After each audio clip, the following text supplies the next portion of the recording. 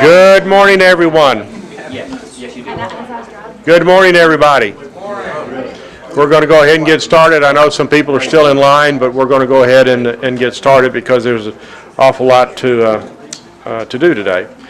Let me introduce you to, first of all, thank you for being here this morning. I appreciate it. I appreciate everybody coming to this class and participating in our wellness program. I want to introduce you to your presenter today, Andrea Dyer, PT, DPT, has been a physical therapist with Star Physical Therapy since 2003. Andrea grew up in Mount Juliet and moved to Gallatin in 2003. I won't hold that against her. Andrea received her bachelor's degree in exercise physiology in 1998 from the University of Tennessee at Knoxville, and then went on to receive her doctoral degree in physical therapy from Belmont University in 2001. She enjoys treating all kinds of orthopedic conditions, including back and neck, with emphasis on manual therapy. She also enjoys treating balance and vestibular disorders, post-operative conditions, spinal pathologies, and she utilizes aquatic therapy in conjunction with therapeutic exercise, manual techniques, soft tissue mobilization, and home educational programs to create the appropriate individualized program. She and her husband Brian reside in Gallatin with their 2 children, and they enjoy spending time together as a family, boating, kayaking, running, and watching their kids play sports. So without further ado, Andrea Dyer. Thank you. Thank you. And I actually live like right when you go into Gallatin. Okay. So I'm kind of Hendersonville. I have a question to ask you though. I had an employee come to the office and they told me that they were having problems with their psychotic nerve. Now, I kind of know a little bit about medical stuff. I haven't been able to find the psychotic nerve, but I think I've been sometimes on my last psychotic nerve. So That's pretty good. So anything that I can do about that? No. Okay. No. Can't do anything about it, Shelley. Anatomically, that's not correct. So just put on your hat. All right. Well, thank you, and thank you, Shelley, for asking us to come and talk. I'm gonna kind of come over here because I think I'm kind of loud. But she asked me to talk a little bit about just body mechanics, ergonomics, proper workstation designs, proper lifting techniques. Stay with the mic. Okay. To help basically reduce the incidence of injury or just problems at your work environment. So with that, my goals were really just to define ergonomics, kind of give an idea of what that entails, talk about common issues, injuries that we can have with office workers, and not just office workers, but I see police officers as well sitting in your office patrol car, proper ways that you guys can sit to reduce the stress on your body, and ultimately help design a proper workspace so we decrease the amount of stress on our bodies. So talking about ergonomics, like what is ergonomics? It's basically comes from the Greek word ergo, meaning work, and nomos, meaning rules or natural law. Basically, it's the science of fitting a job to the person. It encompasses a body of knowledge about physical abilities and limitations, as well as human characteristics that are relevant to job designs. It uses knowledge from anatomy, mechanics, physiology, psychology to utilize human energy most efficiently. Something that is ergonomic is designed for safe, comfortable, and efficient use. It's the science of designing products that work in accordance with the way humans think, see, and behave.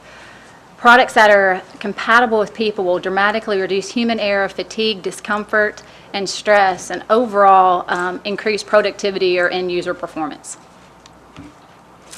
Something that's ergonomically correct or have a correct design, ultimately the goal is to decrease the amount of stress or cumulative trauma disorders on the body. This cumulative trauma disorders are injuries of the musculoskeletal or nervous system that may be caused by repetitive tasks, forceful exertions, vibrations, mechanical compressions, anything that sustained awkward positions that are out of the natural neutral environment. You may have heard them called repetitive motion disorders, overuse injuries, strain injuries, things like that.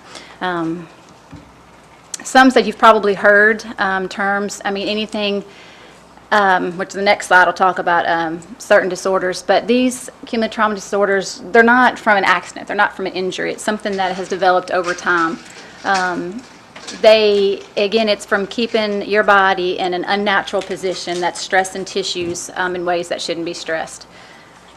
Things you've probably heard, carpal tunnel syndrome. I know everybody's heard of that one. That's one that you see a lot. We see a lot of lateral epicondylitis, which is basically tennis elbow. Neck back strains. We see probably 50% of our business is neck and backs. That's constant that we see. And I'll say most of it is from people that have more sedentary positions, more at a desk job than people that actually do manual lifting.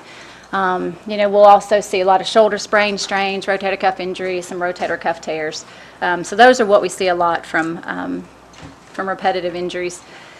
So talking about an ergonomic design, the main purpose of something that's ergonomically correct is, again, to keep your joints, muscles, tendons in a natural, neutral position. And talking about neutral, I just threw this slide up here because talking about the wrist, obviously your wrist is in a neutral position when it's just straight out. If you think of somebody that's typing at a keyboard that has the keyboard in that wrong position and their wrists are kind of more in a bent position, bent upward for 8 hours a day, not taking any breaks, what ends up happening is these muscles stay in a short position for so long, which is they're going to end up putting a lot of stress on the origin of that muscle, which ultimately develops into a tennis elbow. You can also get a carpal tunnel from that. So the goal of developing that workstation is, again, to keep it neutral so there's no stress applied to either side of that wrist. So I just threw the wrist up there to show that. So when sitting at a workstation, what's ideal? When you're looking at the wrist, I've already kind of spoke on that. You want them to be naturally in a straight position. You don't want them bent up. You don't want them bent down or moved from one side to the other. Your elbows should be bent kind of at a 90 to 100 degree angle. You want them to be supported if all possible.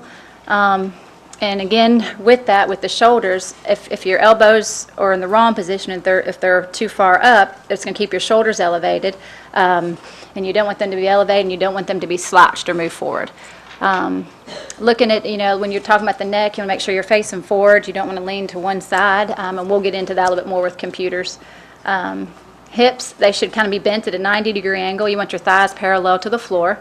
And then your low back, you want it to be supported so you maintain a natural curve.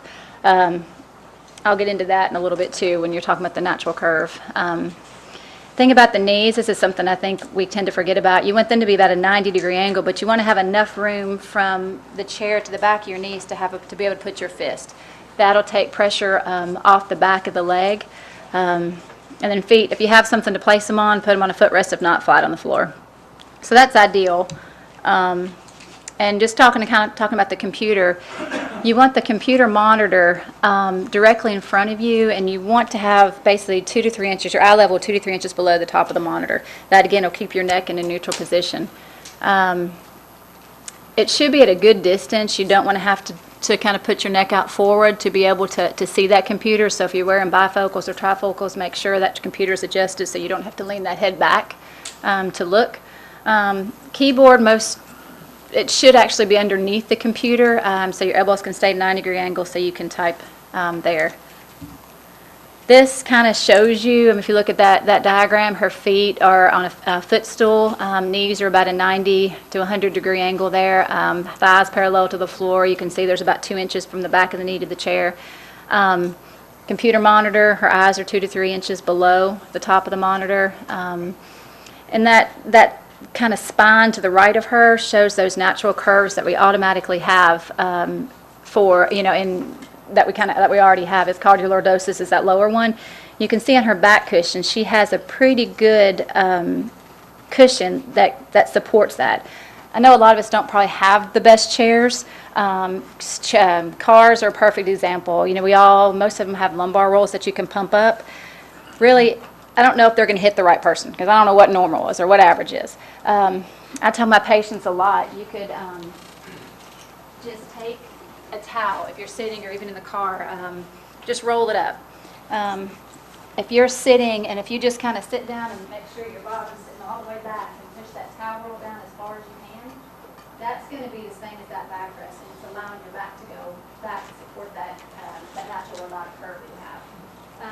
tell patients that all the time. You can buy those lumbar rolls, but again, you're getting this humongous roll, and who knows if that's correct for you. So cars, patrol cars and stuff, that's something you could kind of do as well. Another diagram, same type thing. He's sitting pretty good there. And again, kind of going over what we just talked about, the proper sitting position. We already went over that stuff here. I already talked about using the lumbar support for a towel or a roll there. We kind of went over all that already. When you're looking at chairs, the best chair is one that has an adjustable arm, because again, these chairs are made for the average, and I don't even, like I said, know what average is. But with the adjustable arm, it'll allow you to move your arm up and down to make sure you don't have those shoulders elevated. Full solid back is good. I personally like the adjustable backs, because that way you can take that lumbar roll that's already in your chair and hit it where it needs to go in your spine. So that goes with that seat height control as well, because if you have the seat height control, you can also lift it up and down so the monitor's in the right position. That's another little picture of a proper chair. You can see it's got the adjustable roll. Is that it's you guys over here? Yeah, he's got the seat height. There's the arm height you can adjust. There's got a little bit of recline there. And you know, I wanted to throw something in with the mouse, because the mouse is part of something that we do all the time. Wireless is great. You want to basically keep that mouse in a neutral position, and I'll talk about that in a second. And a neutral position is where those elbows are down by your side, so you don't have to reach too far out. This is kind of what we call a neutral reach zone. You can see which grade is everywhere she or he is moving is not getting them out of that neutral environment. So basically, your mouse, your keyboard should be in this environment. Phones, best is a headset. I don't know how much you guys use your phone, but that'll keep you from keeping your head bent to hold the phone against your shoulder. It keeps that neck in a neutral position. You know, that just says, especially if you're on a phone for a prolonged period of time, a headset is the best. I don't know how much you guys use writing stations or if you do data entry, but if you do a lot of that stuff, it's good if you can have some sort of mount on your computer so you don't have to look down as much, or use an elevated surface so you're not consistently looking up and down. Like I said, document holders are great. That eliminates the amount of time you are looking down. And ultimately, from looking down and up and down so much, if you just have that document holder where you're just going side to side, you're actually increasing your productivity. You can actually do more, and your efficiency is increased. There's an example of your document holder there. This is something I found, again, to set your station up. There is some research that had ways that you can have 3 different zones, a primary, secondary, and tertiary zone. Your primary zone, again, is that keyboard. It's your mouse. It's what you need to have that you're going to use all the time, all day long. That secondary zone, it would be, you know, you're still reaching out a little bit, but you're not straining. That could be staplers, calculators, things like that you use some, but not all the time. And that third tertiary zone is something that you have to truly reach out, maybe bend at the hips to actually get. That's what I just kind of talked about there. What your primary zone should be, no reach at all. Secondary, just reaching a little bit, but you're still keeping things neutral. Another picture of those 3 zones. The first arc, which it was highlighted, but that first arc is that primary zone, because she's not moving at all. That second one that she's moving right now is that secondary. So you can see she's reaching, but overall she's still keeping that head and neck in a neutral position. Outside those arcs is that work zone that we hardly ever touch, and you actually have to get out of that neutral comfort zone to get to. And a few misconceptions is if you keep the body positioned in neutral, you're going to eliminate injury, or if you are in proper position all the time, you can keep that position all day long. That is definitely wrong. You know, being a physical therapist, we're taught and we teach people movement is the key. You know, our bodies are made to move. I tell people that all the time. People that are sedentary, ultimately what ends up happening is your tissues adapt to that sedentary position. They adapt to that. So when you do start to move and start to work, it's painful. It's out of your comfort zone. So like I said, I say that all the time. You were made to move. Bodies are made to move. So movement is the key. It not only bathes the joints with nutrition and fluid, but it helps to lubricate the tendons and the nerves, and ultimately you're increasing circulation. So movement should be done. I'll tell people that have sedentary positions to move every 30 minutes. I think if you already have neck pain or back pain, I mean, set a timer on your computer if you have to. Every 30 minutes, get up, walk around, walk to the copier, use the restroom, go get something to drink. Stretch occasionally, take some breaks. Change your activity. Don't, if you're going to do data entry or keying for 30, 45 minutes, stop and do something else to kind of break that up a little bit. These are just, I kind of threw together some stuff to kind of think about as I'm going through your workstation, what it looks like, and if something needs to be changed. So when you're looking at your head and neck, you want to look, is your head straight and balanced over your spine? Are you able, while you're looking at the computer, are you up like this working the computer because it's too far away? Are you back like this because that computer's too high up? Again, that goes with, can you see your work without looking down? The telephone, are you cradling that phone? Do you not have the headset where you're constantly keeping your head in a bent position? Again, the computer monitor height, we talked about all this stuff, but like I said, I just want to throw some questions to kind of go through. Again, shoulders, are they relaxed? Are they elevated? Are they slouched? Are those arms next to you? Can you operate your equipment, your keyboard, anything you need without having to reach? Is your workstation the correct height for you? Looking at the back, is it supported with the correct chair, with the correct lumbar support? Is your chair, is the adjustable height, is it the right height for you? Again, if it's not, if the keyboard, if the chair's too low, your head and neck, everything's thrown off. If you do have a standing workspace, is it the proper height, or are you bending down to get to that space? Arms and wrists, same things we talked about. Are your elbows at a 90-degree angle? Are your wrists and forearms in a neutral position? Keyboard correct height. And of course, legs and feet, do you have a footrest, or are your feet flat on the floor? So just some tons of things to kind of think about when you are looking at your workstation when you get back. Eyes, that's just talking about the distance of your computer screen there. Is your computer clean? Is the brightness too light, or is it too bright? And then just, do we need a change? Do we vary our tasks like I talked about throughout the day? Do we take the opportunities to rotate the tasks? So we work different muscle groups. So we give everybody, give those ones that we use all day long a break. I threw together just a couple stretches that are great. Honestly, probably give these out several times a day. We live in a forward-flexed world. Even as much as we try to bend forward or try to sit up straight, we constantly bend forward. We constantly slouch. We're always, sitting in that slouch position. So standing up, putting your hands on your hips and just bending backwards, all we're doing is offsetting what we're doing all day long, which is that bending forward, especially the ones that do a lot of lifting. You just go back 10 times. Do you feel a stretch? Do it 10 times. If you can do this every hour or so, especially if you're sitting, that would be incredibly helpful there. This is more for the neck. Obviously, it supports that top curve, but again, when we sit for so long, if we lose this curve in the low back, we slouch, the head goes forward and the shoulders go forward.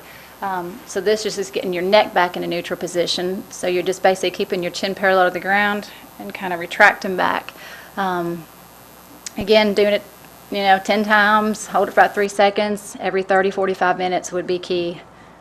And with that, like I said, when the head goes forward, the shoulders round. So just pinching those shoulder blades back, that'll kind of open up that chest a little bit, stretch that out. Same thing, hold for a few seconds and repeat, 10 to 15 times there. Again, this goes with the shoulders. They go forward, and we want to open them up, so round them back. So just doing shoulder circles, kind of going backwards. Stretching the wrist out. This is incredibly important for ones that are keying so much. Because most of the time our wrists are cocked up a little bit, so it's keeping those muscles in a shortened position. So if you can stretch them going down and then stretch them in the other direction there. And again, the stretching is going to promote blood flow. It's going to increase that circulation. So it'll help nourish those joints. I know it's kind of a lot, but kind of repetitive a little bit too. But does anybody have any questions about anything? Or comments or anything at all? What do you think about the workstations, like the desktop where it rises up and you actually stand? It's awesome. Do you like those? Yes. Only because you're sitting, you're standing, you're varying that task, you're using different muscle groups, but you can set it. In fact, when we're at work, we have those stations. And we walk around with this cart, and I can bring it up as high as I can. In fact, it doesn't come up high enough, so I've got to have a tray that my computer sits on. So it's keeping everything in neutral. I could type all day long, because when you're standing, you're actually up. When you stand, you naturally extend a little bit. So you're keeping that posture, so your head's going to go back and your shoulder's going to go back. I think they're great. Yeah. Yes. I have one, Andrea. What are some things like that are people that are going out in the field to do work, such as basic stretches that you could recommend that they do before they start their work day that would help? Help them. The biggest one is that standing extension one, because when you do more the manual labor and the picking up, you're constantly bending over to this nature. My next slide will talk a lot about proper ways to lift, but I think the standing, bending backwards, if you've noticed you've done a lot of lifting where you've picked stuff up, just bend backwards, offset that, make it neutral, kind of offset how many times you've been bending by extending. I think stretching hamstrings would be good. You can do that simply by throwing your leg up on a chair or your truck seat or whatever it may be and just lean forward. When you're doing that, the biggest thing I see people do is they bend like this, like, oh, I feel a good stretch. If you keep your hips straight and bend, and I can't go any further than that, but if I bend here, I can go pretty further, quite a ways down. So stretching out those hamstrings is key too. If I had to give you two, those would be the best ones because those are your larger muscle groups and you want to protect your back. So that extension is huge. So those are probably the two, I'd say. What about for the sciatic nerve? Not psychotic. Yes. That sciatica is kind of weird because you got to figure out where it's coming from. Is it pinching at the nerve root level? Is it pinching in a muscle called your piriformis, which is in your glute? Is it pinching down in your hamstrings? At the disc level? If it's degenerative disc, your hamstring stretch is going to be one of the biggest ones because you can't really fix that. You've decreased that natural height. So it'll probably, wax and wane as far as they'll have exacerbations just because there's pressure on that nerve. It'll get irritated, your muscles will tighten up. So with that, you want to stretch those hamstrings to make sure you keep your hips in a neutral position. There's another stretch you could do. You just crossing your leg and bringing your knee to your opposite shoulder. You're going to feel that kind of in the back of the hip. Your sciatic nerve runs right underneath the muscle that's about the size of your pinky. And if that muscle gets tight, it can get pinched. And that's where most we see sciatica coming from. Because people come in and they'll complain if it's the pain's starting here and running down. So that one, like I said, you can do it sitting. The best one is if you're laying down, just cross your leg and bring it to your opposite shoulder like that. And you'll feel a good stretch there. I can kind of get with you afterwards and show you some other ones. But those are two good ones to do. And I got one other quick short presentation. Let me see if I can get to the other one. And it's just body mechanics injury prevention, if I can get it. With improper body mechanics, a laundry list, a lot longer than this, things can happen. Obviously, low back pain, shoulder pain, elbow pain, wrist pain, anything can happen with repetition with lifting. And everybody kind of knows this. Your torque is your force and your distance. So what we want to do is decrease the amount of torque, which is going to decrease the amount of pressure on our back. Your force obviously is as the weight that's being lifted or the objects that you're lifted, and the distance is just the length of the lever arm that's perpendicular to the point of rotation. So in essence, the longer the lever arm, the more force or the more torque you're going to have, or the more pressure on your low back. I think this diagram, let's see, I'll have one in a second. But so you want to keep things close to you because obviously, like I said, it's going to decrease your torque, it's going to decrease the stress on the joints, decrease strain on your tendons, and decrease the chance of injury there. I show this to people a lot because I don't think we realize how much force is applied to our low back with certain things that we do. When I'm just standing straight and erect, it's hard to see that, but I've got 80 pounds of compressive force in my low back. If you jump to the center, he's actually lifting 20 pounds and he's holding it about 20 inches from his body and bending over, poor mechanics, bending at the back.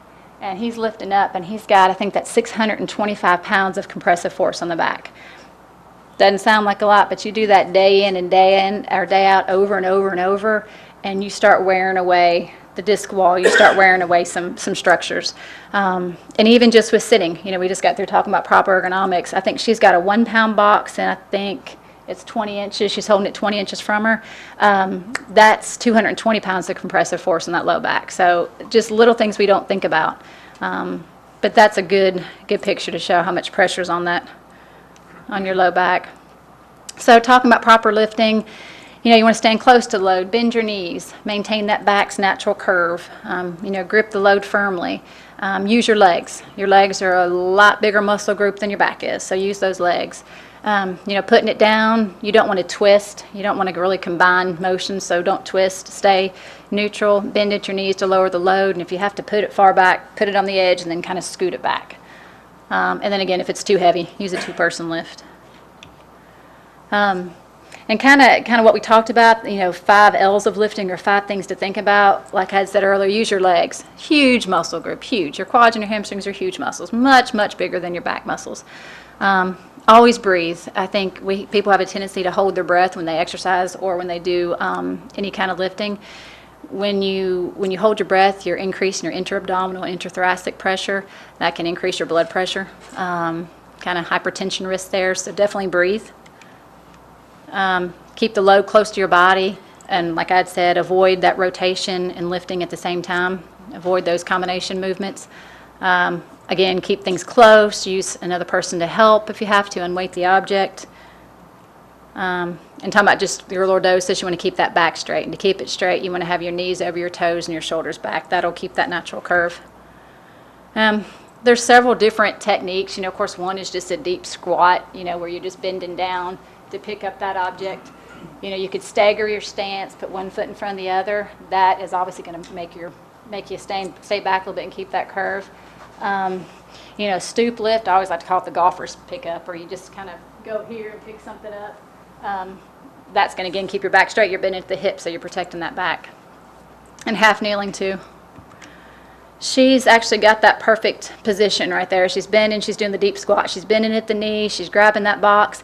She's initiating the movement by her quads and coming up straight, keeping that back straight and her head up, and then lifting straight up. And I think that's the last side. But yeah, that's proper. And I tell to my patients all the time, if I bend, and it's a good way to think about it because it's easy numbers, but if I bend over to pick up 10 pounds, that's 100 pounds of force on my back, basically. It's a lot of weight. We think 10 pounds is not much. If I bend down like she's doing to pick it up, that's 10 pounds of force on my back. It's just saving your back over time, because we don't think we hurt by doing it, but give us 10, 20 more years and our backs will probably start hurting. So that was a pretty quick presentation. Does anybody have any questions over that one? Would you say core strength would have a lot, would help your back a lot? Absolutely. And proximal hip strength. Just about everybody that comes in is incredibly weak, because even people that work out, they work the front all the time. They never work the back. Doing just like Superman's, like laying your stomach, arching an arm and leg, anything to work that back. A lot of planking, all that stuff is huge, and really getting your proximal hip, because that's all your hip girdle. But yeah, that's all part of our program. When we have backs come in, we're having them do all kinds of functional stuff like that, because if you don't get your back stronger, yeah, it's not gonna help. And lower abdominals too, because we work our upper all the time by bending, but those lower we never work. So it's working those lower abdominals.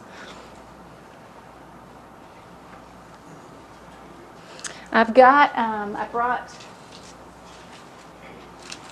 just leave them up here. Very generic computer workstation. Talks about, tips for computer jobs, taking breaks, everything we talked about. But y'all are more welcome to grab one of these on your way out as well. And if y'all have any questions, y'all can always call. I should have brought my contact information, but yeah, we're just right up the road. We're actually going to move right beside Casa Vieja in about a week, and I think everybody knows where that place is. So we'll be moving soon, so we'll have storefront. But if y'all have any questions, y'all can let me know. We call the old Casa. Old Casa, new Casa, old Casa. That's it, yep. We'll be right there in the middle. So, but thank you guys, and thank you for having me. I'll leave these right here.